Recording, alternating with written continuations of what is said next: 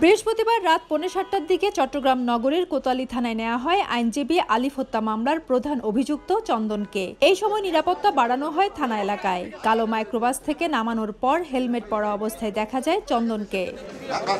Police জানায় শুক্রবার চন্দনকে তোলা হবে আদালতে। এই হত্যাকাণ্ডে সরাসরি জড়িত আরেক আসামিকেও গ্রেফতার করা হয়েছে বৃহস্পতিবার, তবে তার পরিচয় জানানো হয়নি। তাকেও শুক্রবার আদালতে তোলার কথা জানালেন এই কর্মকর্তা।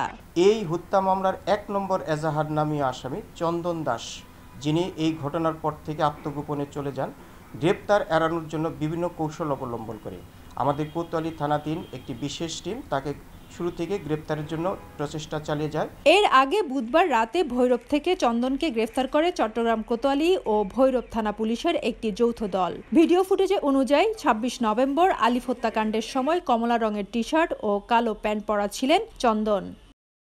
ফেরদৌস লিপি, সময় সংবাদ, চট্টগ্রাম।